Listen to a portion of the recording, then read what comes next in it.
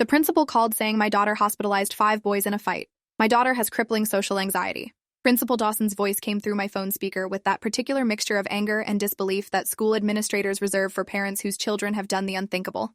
Mrs. Brenner, you need to come to the school immediately. Your daughter Maya was involved in an altercation this morning that resulted in 5 male students being transported to the hospital by ambulance. 2 are in critical condition. We've called the police and they're waiting to speak with you. I was standing in my kitchen staring at Maya's bedroom door, which had been closed for 3 days straight. She'd been on home suspension since Monday after having a panic attack so severe during a group presentation that she'd vomited in front of her entire English class. The nurse had called me to pick her up. Maya had spent the ride home sobbing silently, her body shaking so hard I'd pulled over twice to make sure she was breathing properly. She hadn't left her room since except to use the bathroom at night when she thought I was asleep. I'd been leaving food trays outside her door and finding them mostly untouched hours later. There must be some mistake, I said, my voice coming out steadier than I felt. Maya hasn't been at school all week. She's been suspended at home. I can see her bedroom door from where I'm standing right now. Principal Dawson's silence stretched long enough that I heard papers rustling in the background. Mrs. Brenner, I'm looking at security footage from this morning. Your daughter arrived on campus at 7:43 a.m. At 8:17 a.m., she was involved in a violent confrontation in the senior parking lot that lasted approximately 4 minutes. 5 boys were injured severely enough to require emergency medical transport. The police have detained Maya in my office until you arrive. My legs went numb. I walked to Maya's bedroom and knocked. No answer. I knocked harder. Maya, honey, I need you to open the door. Nothing. I tried the handle and it turned. The room was empty. Her bed was made with hospital corners the way she did when her anxiety was bad. Everything in its exact place. But Maya was gone. The window was open. She'd climbed out sometime before dawn without me hearing. My daughter, who couldn't order food at restaurants without having a panic attack, had apparently gone to school and put 5 boys in the hospital. I drove to the school in a daze, running 2 red lights without noticing until horns blared behind me. The parking lot was chaos. 3 ambulances were still there, paramedics loading the last stretcher, police cars everywhere, their lights painting everything in strobing red and blue. News vans were setting up near the front entrance. A crowd of students pressed against the building windows, filming everything on their phones. I parked crooked across 2 spaces and ran toward the main entrance, where a uniformed officer stopped me with one hand on his belt. I'm Maya Brenner's mother. They called me. The officer's expression shifted from professional detachment to something harder to read. He spoke into his radio, and moments later, Principal Dawson appeared, his face red and sweating despite the October cold.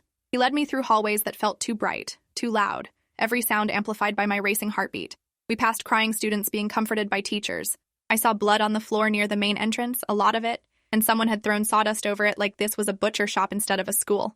The principal's office door was closed. Through the window, I could see Maya sitting in a chair facing away from me, her posture absolutely rigid. A female police officer stood nearby taking notes. Principal Dawson opened the door and Maya turned to look at me. Her face was completely blank, no expression at all, like she was looking through me instead of at me. Her clothes were torn. Her knuckles were split and bleeding. There was blood on her shirt that I knew wasn't hers because Maya was sitting perfectly still, not injured, not crying, not having a panic attack despite being surrounded by authority figures and strangers. Mrs. Brenner, this is Detective Yolanda Price. She needs to ask you some questions before we can release Maya into your custody. The detective was a black woman in her 40s with short gray hair and eyes that had seen too much. She gestured for me to sit, but I couldn't make my legs work properly. I stayed standing, gripping the back of the chair. Can you verify your daughter's whereabouts this morning between 6 a.m. and 8 a.m.? She was home. She's been on suspension all week. I thought she was in her bedroom. Detective Price made a note. When did you last physically see Maya? Last night around 9 p.m. when I brought her dinner. She didn't want to talk, so I left the tray outside her door. The detective's pen stopped moving. So you haven't actually laid eyes on your daughter since yesterday evening? And you didn't verify she was in her room this morning? The implication hung in the air. I'd failed at basic parenting. I hadn't checked on my daughter. Hadn't made sure she was safe. Hadn't known she'd climbed out her window and gone to the school she was banned from attending. I looked at Maya and she was staring at her bloody knuckles like they belonged to someone else. Principal Dawson cleared his throat. Mrs. Brenner, I need you to understand the severity of this situation. Your daughter attacked 5 senior boys in the parking lot this morning. Witnesses say she initiated the confrontation. The boys are all on the football team, varsity starters. 3 of them have broken bones. 1 has a shattered jaw. Another has internal bleeding and might need surgery. I felt my knees buckle. Maya weighed maybe 110 pounds soaking wet. She was 5 feet 3 inches and so thin I could count her ribs when she wore tank tops. She couldn't hurt 5 football players. It was physically impossible. There must be witnesses who saw what really happened. Someone must have attacked her first. Principal Dawson's face got redder. Mrs. Brenner, we have security footage. Multiple angles. Your daughter approached those boys and initiated violence without provocation. She fought like... He paused, searching for words. Like someone with professional training. Maya had never taken a self-defense class in her life. She'd quit Girl Scouts because the camping trips involved too much social interaction. She'd dropped out of swim team because changing in the locker room gave her panic attacks. The idea of her having any kind of combat training was absurd. Detective Price pulled out a tablet and turned it toward me. "I need you to watch this, Mrs. Brenner." The video started with a wide shot of the senior parking lot. I saw 5 large boys in Letterman jackets standing near a truck, laughing about something. Then Maya walked into frame. Even in the grainy footage, I could see how small she looked compared to them. She approached them directly. No hesitation. The lead boy turned and said something. Maya responded. Then she moved. What happened next didn't look real. It looked like a movie with wire work and stunt doubles. Maya grabbed the first boy's arm and did something that made him scream and drop to his knees. She kicked the second boy in the knee hard enough that I could see it bend wrong. The third boy rushed her and she sidestepped, driving her elbow into his face. I heard the crack through the speaker. He went down. The fourth and fifth boys came at her together and she fought them both at once, moving with precision that seemed impossible. When it ended, all 5 boys were on the ground. Maya stood over them, her chest heaving, and then she just walked away toward the building like nothing had happened. I watched it 3 more times because Detective Price made me. Each viewing made it more surreal. That couldn't be my daughter. My daughter who had panic attacks over phone calls. My daughter who once cried for an hour because a cashier spoke too loudly to her. But the girl in the video had Maya's hair, Maya's build, Maya's face. And she'd destroyed 5 boys who each outweighed her by at least 50 pounds. "Mrs. Brenner," Detective Price said carefully, "does Maya have any history of violence? Any previous incidents we should know about?" "Never. She's never even raised her voice at anyone. She has severe social anxiety. She can barely function in public." Principal Dawson shuffled papers on his desk. "We'll need copies of any medical documentation, psychological evaluations, treatment history. The school district's attorney will want everything." I felt anger cutting through the shock. "You want her medical records? You want proof she's anxious? She vomited in front of 30 classmates on Monday. Your nurse called me. You suspended her for disrupting class." "That was different," Dawson said defensively. "That was a panic attack. This was premeditated assault. She came here while suspended, waited for those specific boys, and attacked them without warning. This wasn't anxiety, Mrs. Brenner. This was calculated violence." I looked at Maya again. She was still staring at her hands. "Maya," I said softly. "Honey, what happened? Why did you go to school?" She didn't respond, didn't acknowledge I'd spoken, just kept staring at her bloody knuckles with that blank expression that scared me more than the violence. Detective Price stood. "Mrs. Brenner, I'm going to need to take Maya to the station for formal questioning. She's a minor, so you can be present, but she's being charged with 5 counts of aggravated assault. Given the severity of the injuries, the district attorney will likely try her as an adult." My vision blurred at the edges. "As an adult? She's 16. Detective Price's expression softened slightly, but her voice stayed professional. "She put 2 boys in the hospital with life-threatening injuries. One might lose his ability to walk if the knee damage is permanent. The other has internal bleeding we're still monitoring. If either of them dies, this becomes manslaughter or potentially murder." The word murder hung in the air like poison gas. My daughter was facing murder charges for a fight I couldn't comprehend. Principal Dawson was already talking about liability and lawsuits. Detective Price was reading Miranda rights, and Maya just sat there, silent and empty, like the girl I'd raised had been replaced by a stranger wearing her face. "We need to call a lawyer," I said, my voice shaking. "We're not answering any questions without a lawyer present." The police station interview room was exactly like TV shows depicted. Gray walls, metal table, that mirror that was obviously one-way glass. Maya sat across from me while Detective Price and her partner, Detective Raymond Foster, set up a recording device. A court-appointed attorney named Gerald Newsom sat beside us, a tired-looking man in his 50s who'd introduced himself in the parking lot and immediately told us to say nothing until he reviewed the evidence. He'd spent 20 minutes watching the security footage on Detective Price's tablet, his expression growing darker with each replay. Mr. Newsom leaned close to me while the detectives prepared. "Mrs. Brenner, I'm going to be honest with you. This footage is damning. The DA is going to argue premeditation. Your daughter walked onto campus while under suspension, approached those boys directly, and initiated violence. No matter what happened before this incident, that video shows clear intent. Unless Maya has a compelling explanation, she's looking at serious prison time." Prison. My 16-year-old daughter who cried during loud commercials was facing prison. I reached for Maya's hand, but she pulled away, still not making eye contact. The detective sat down and Detective Price started the recording, stating the date, time, and everyone present. "Maya, can you tell us in your own words what happened this morning?" Maya's voice when she finally spoke was flat and emotionless, completely unlike her usual soft, hesitant tone. "They deserved it." That was all she said. 3 words that made Mr. Newsom close his eyes in frustration. Detective Foster leaned forward. "Who deserved it, Maya? What did they do?" Maya's jaw clenched. "Everything. They did everything." Detective Price's tone stayed gentle. "Can you be more specific? We need to understand what led to this morning's incident." Maya was quiet for so long I thought she wouldn't answer. Then she started talking, and I realized I didn't know my daughter at all. They've been tormenting me since freshman year. Not just bullying. Worse. They'd follow me home from school. They'd wait outside my house and film me through my bedroom window. They posted videos online of me having panic attacks. Hundreds of videos. Thousands of comments calling me crazy, telling me to kill myself. My hands started shaking. I'd known Maya was being bullied. She'd told me about mean comments and social exclusion. But she'd never mentioned stalking or videos or any of this. "Why didn't you tell me?" I asked, my voice cracking. Maya finally looked at me and her eyes were full of something cold and hard. "I did tell you. Last year when it started. You said I was being too sensitive. You said high school was hard for everyone and I needed to toughen up. You told me to ignore them and they'd get bored." The memory hit me like a physical blow. Maya coming to me crying about boys at school being mean. Me, exhausted from a double shift at the hospital, telling her teenage boys were immature and she shouldn't let them get to her. Me, brushing off her concerns because I was too tired and stressed to really listen. Me, failing her when she'd asked for help. Detective Foster made notes. "Did you report any of this to the school?" Maya laughed, a bitter sound that didn't match her usual personality. "I reported it 17 times. I have emails. I have signed forms. I have meeting notes. Principal Dawson told me there was nothing he could do unless the harassment happened on school property. But they were smart. They did everything off campus. They'd wait for me at the bus stop, follow me to the library, show up at my work. The school said it wasn't their jurisdiction. The police said it was just kids being kids." Detective Price's expression shifted slightly. "You went to the police?" Maya nodded. "Officer Kent at the front desk. Twice. He told me cyberbullying wasn't a crime and I should just block them online. But they kept making new accounts. They had hundreds of followers watching their harassment. It was entertainment for them. Torturing the anxious girl. Making her worse. Filming her breakdown for content.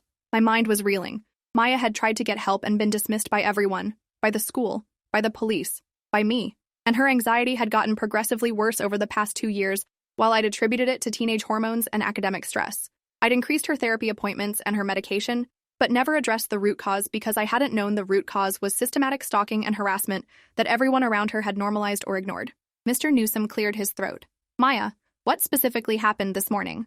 Why today?" Maya's blank expression returned. "Because yesterday I saw the video. The one they posted Wednesday night. They broke into our house while my mom was at work. They came into my bedroom and filmed me sleeping. They posted it with a caption about what they'd do to me if I stayed asleep. 3,000 views in 4 hours. Comments describing assault and rape in detail. I felt bile rising in my throat. They'd been in our house, in Maya's bedroom, filming her while she slept. And I'd been at work, completely unaware my daughter was being violated in her own bed." Detective Price was typing rapidly. "Do you still have this video? Can you show us?" Maya pulled out her phone and opened an app. She turned the screen toward them. I watched the detectives' faces change as they viewed whatever was displayed. Detective Foster muttered something under his breath. Detective Price's jaw tightened. "Mrs. Brenner, I need to see your daughter's phone."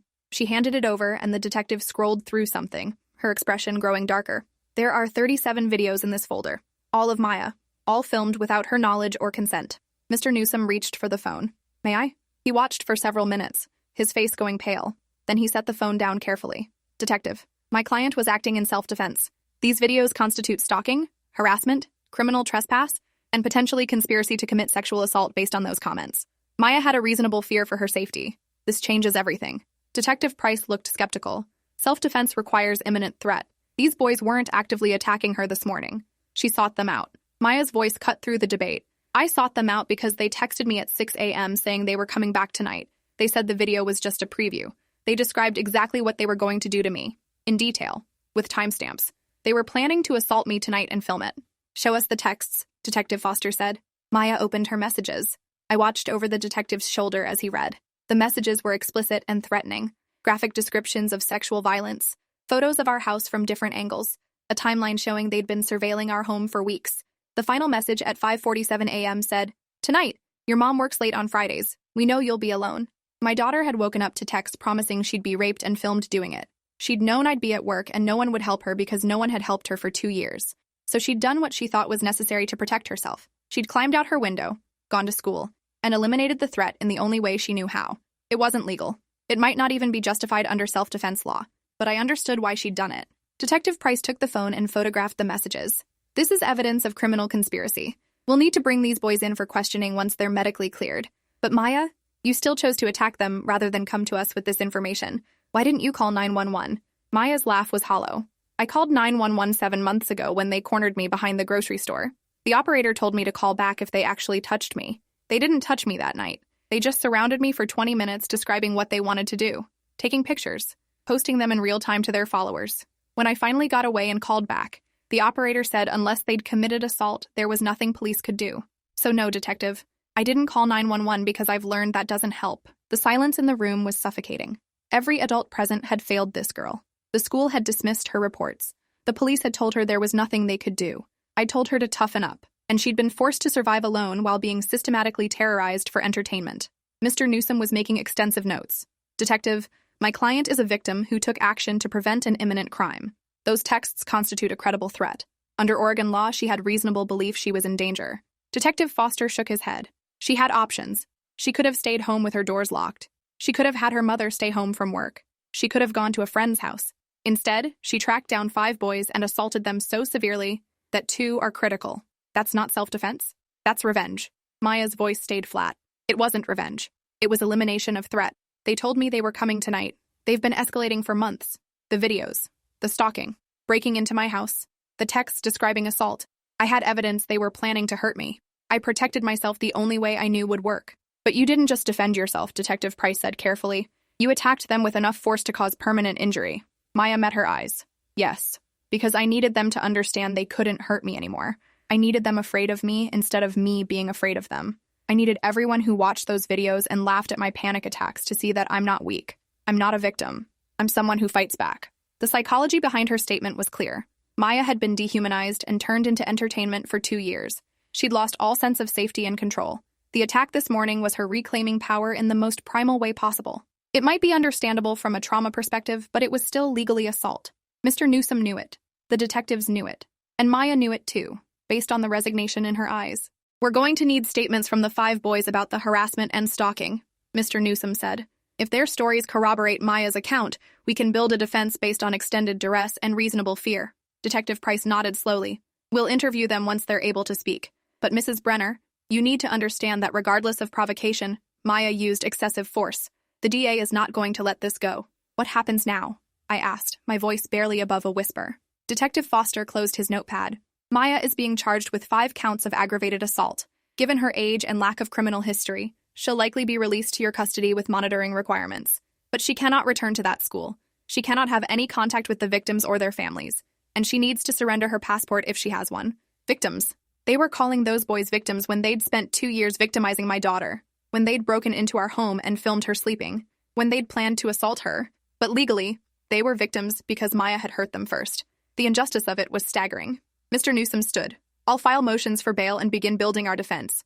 Mrs. Brenner, I need you to gather every piece of evidence you have. Phone records, therapy notes, school emails, anything that documents the harassment. We left the police station 3 hours later. Maya was released into my custody with an ankle monitor and strict orders not to leave our property except for approved appointments.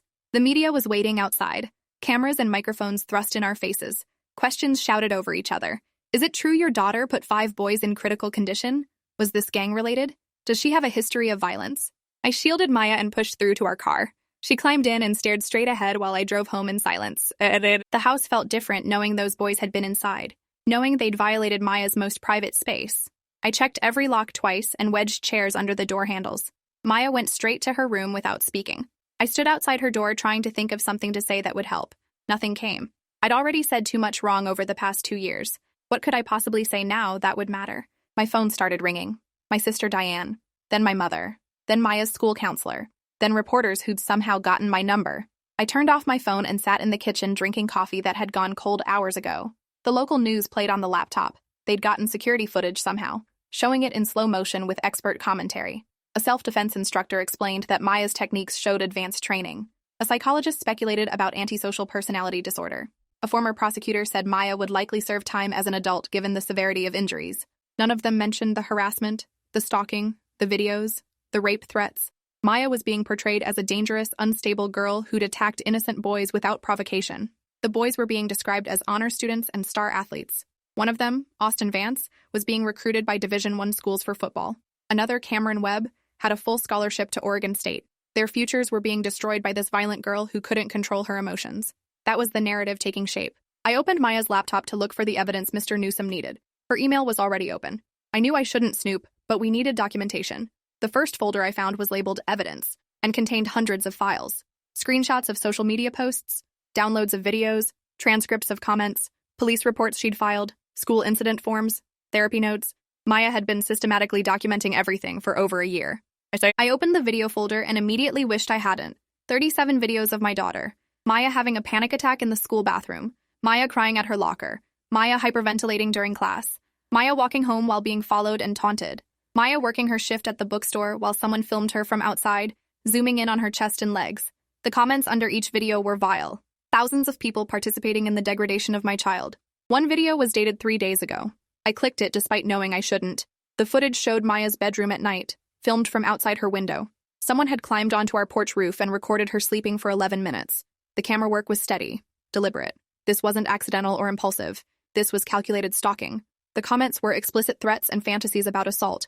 Over 3,000 people had watched my daughter sleep and left comments describing what they wanted to do to her unconscious body. I vomited in the kitchen sink. When I could breathe again, I kept reading through the files. Maya had reported the initial harassment to Vice Principal Lambert 18 months ago. His response email said, "Boys will be boys, and maybe Maya should try being more social instead of isolating herself." She'd reported it again to Principal Dawson 6 months later with video evidence. His response said the incidents happened off school property and weren't the school's jurisdiction. She'd filed a formal complaint with the school district. They'd responded that without witnesses willing to provide statements, they couldn't take action. Maya had gone to the police 3 separate times. Officer Kent's incident reports showed he'd taken her information, but classified each report as cyberbullying, no criminal activity. The last report was from 3 months ago, when Maya provided video evidence of being followed home. Officer Kent's notes said, "Subject appears anxious and paranoid. Recommend mental health evaluation." He'd dismissed her legitimate stalking complaint as mental illness. I'd failed her. But so had every system meant to protect children. The school had prioritized reputation over safety. The police had minimized her fear. Her therapist had focused on anxiety management without addressing the cause. And I'd been so focused on work and bills that I'd missed the signs that my daughter was being hunted. Because that's what this was. Those 5 boys had treated Maya like prey. They'd tracked her movements, invaded her privacy, documented her suffering, and planned to assault her. And when she'd finally fought back, she was the criminal. My phone buzzed with a text from an unknown number. I almost didn't open it, but something made me check. The message contained a link to a private social media group. I clicked it and found a page called The Maya Project, with over 8,000 members. The description said, "Documenting the mental breakdown of a psycho girl." The page was filled with videos and photos of Maya posted by multiple accounts, timestamps going back nearly 2 years. A systematic campaign to terrorize one girl, crowdsourced to thousands of participants.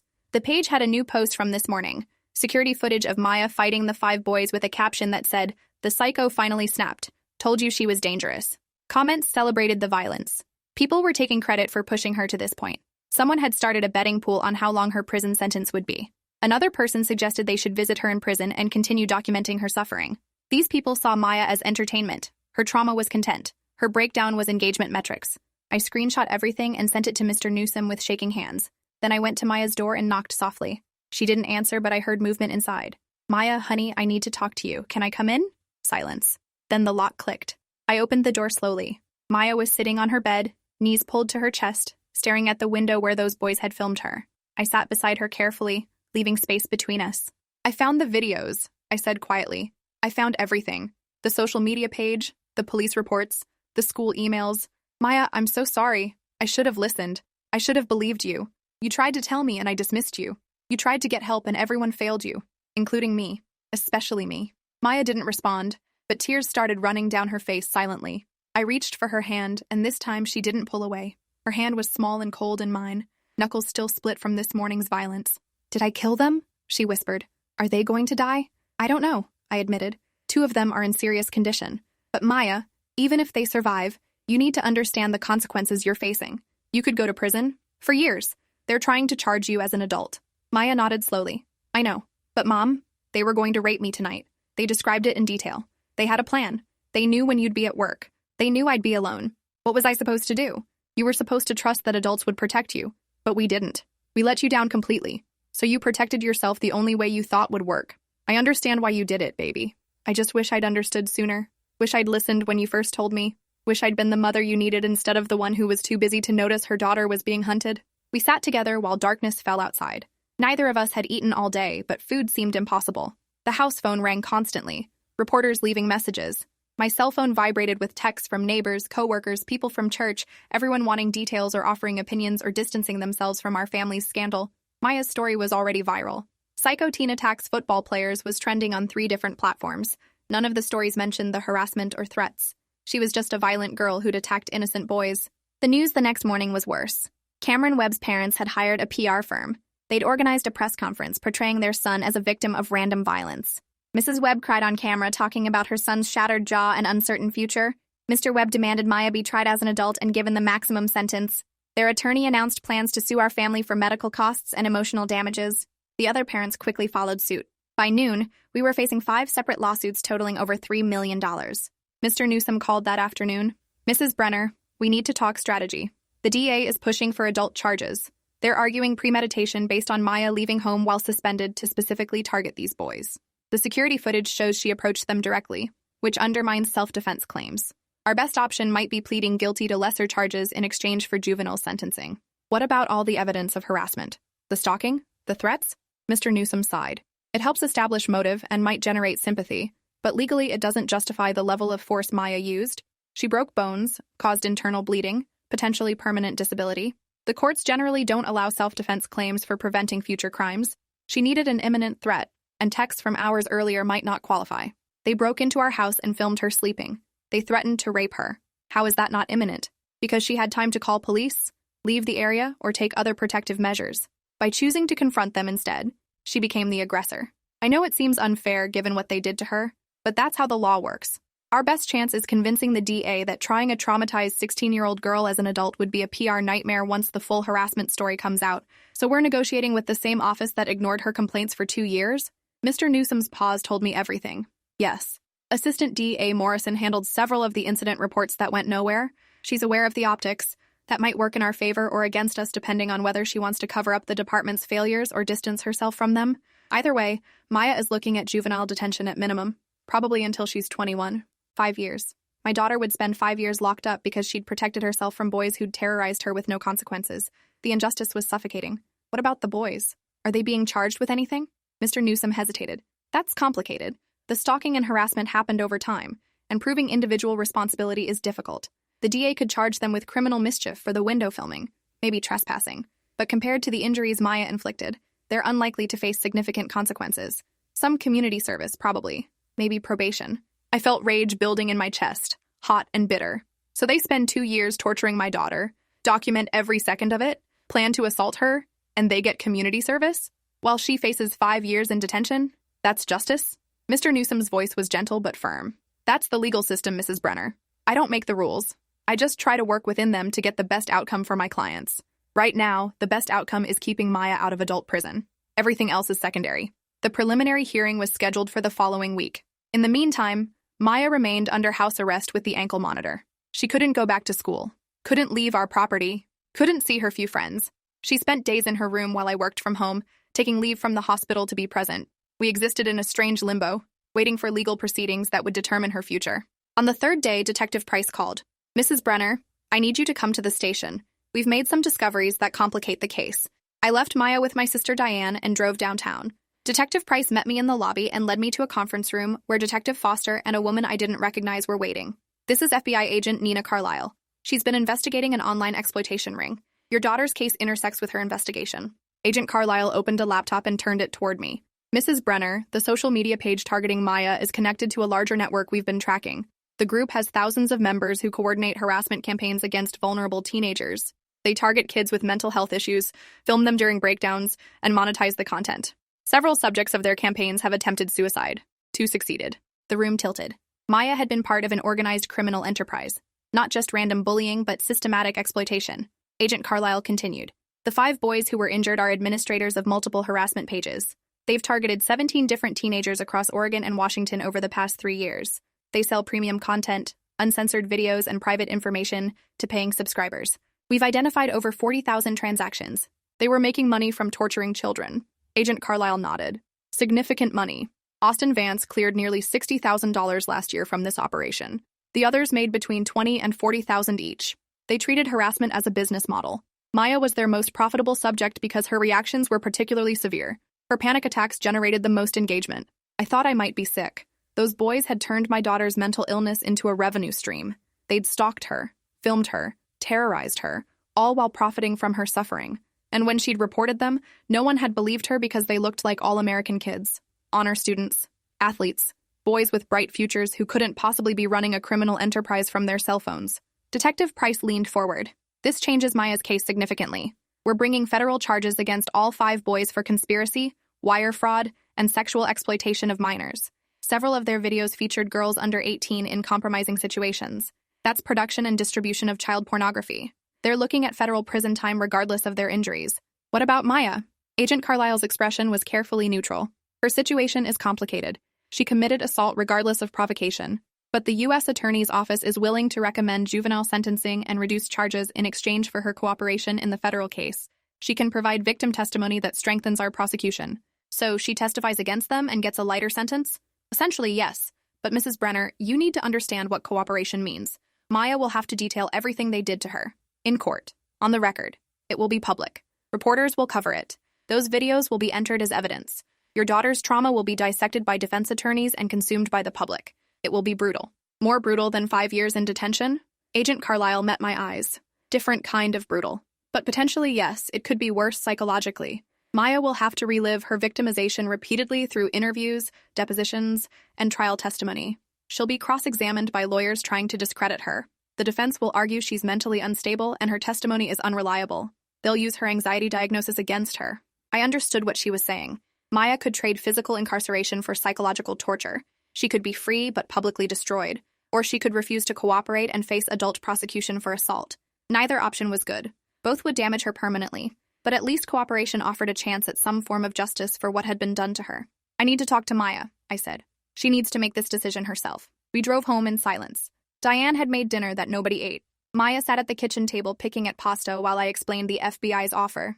When I finished, she was quiet for a long time. Then she looked at me with eyes that seemed decades older than 16. If I testify, do those videos get taken down? Agent Carlisle said they'd be removed from public platforms as part of the criminal case. Maya nodded slowly. And the other kids they targeted? Do they get justice too? That's the goal. The FBI is building cases against the entire network. Your testimony could help protect other victims. Maya pushed her plate away. Then I'll do it. I don't care if it's hard. I don't care if people know what happened to me. Those boys need to face consequences for what they've done. Not just to me, but to everyone. The federal case moved faster than I expected. Within 2 weeks, all 5 boys had been arrested on federal charges. Their homes were searched, computers and phones seized. The evidence was overwhelming. Agent Carlisle's team found extensive records of their operation. Spreadsheets tracking revenue, customer databases, communication logs coordinating harassment. They'd treated stalking like a business with strategies, metrics, and profit margins. The local news coverage shifted dramatically once federal charges were announced. Suddenly, reporters were investigating how these boys had operated for years without detection. The school district faced scrutiny for dismissing harassment reports. Police Chief Donovan had to answer questions about why Officer Kent had classified stalking as mental health issues. The narrative began changing from violent girl attacks innocent boys to exploitation ring targeted vulnerable teens. Maya's assault charges were reduced to reckless endangerment as part of the cooperation agreement. She pled guilty and received 18 months in juvenile detention with possibility of early release for good behavior. It was still prison, still time stolen from her teenage years, but it was better than 5 years as an adult. The judge acknowledged the provocation and trauma, but said Maya's violence couldn't be excused even with context. The boys faced federal trial 6 months later. Maya testified for 3 days, describing in clinical detail how they'd stalked her, filmed her, profited from her suffering. She explained how she'd reported them repeatedly and been dismissed, how she'd tried to protect herself through official channels but been told she was paranoid or oversensitive, how she'd finally fought back when they'd threatened to rape her and no authority would intervene. The defense attorneys tried to destroy her on cross-examination. They brought up her anxiety diagnosis, suggesting her perception was distorted by mental illness. They questioned why she'd gone to school instead of staying home if she was truly afraid. They implied she'd wanted an excuse to hurt these boys who'd rejected her romantically. Maya remained calm through all of it, answering each question with the same flat affect she'd shown in Principal Dawson's office. The jury saw through the defense's tactics. The evidence was too overwhelming. Thousands of videos, financial records proving profit motive, testimony from other victims who'd been targeted, chat logs planning the assault on Maya. The boys were convicted on all federal counts. Austin Vance got 12 years. Cameron Webb got 10. The others got between 7 and 9 years each. They'd serve time in federal prison. Their futures destroyed just as they'd tried to destroy Maya's. The civil lawsuits against our family were dismissed once the criminal convictions came down. The boys' parents couldn't sue for injuries their son sustained while committing federal crimes. We were financially devastated by legal fees, but at least not bankrupt from damages. The school district settled with Maya for undisclosed terms, admitting no wrongdoing but paying enough to cover her therapy and education costs going forward. Maya served 11 months before being released on good behavior. She'd completed her GED inside and started college courses online. When she came home, she was different. Quieter somehow, but also more solid. The fragile, anxious girl had been replaced by someone harder, someone who'd survived things that would have broken most people. Her anxiety remained, but she'd learned to function with it rather than being paralyzed by it. She started speaking at schools and conferences about cyberbullying and online exploitation. She worked with Agent Carlisle's team to identify other victims and dismantle harassment networks. The girl who couldn't order food without panicking now stood in front of hundreds of people sharing her story. She'd transformed her trauma into purpose, her victimization into advocacy. 3 years after the fight that changed everything, Maya stood on stage at a state education conference explaining how schools could better protect vulnerable students. She described the warning signs educators missed, the systems that failed her, the reforms that could prevent other children from being hunted the way she'd been. She spoke without notes, her voice steady, her message clear. Believing children when they ask for help might save their lives. In the audience, I watched my daughter command attention and respect in a way teenage Maya never could have imagined, and realized she'd become exactly the kind of strong person I'd once foolishly told her to be, just not in any way either of us expected. Thanks for watching till the end. Make sure to subscribe and like to not miss the next story.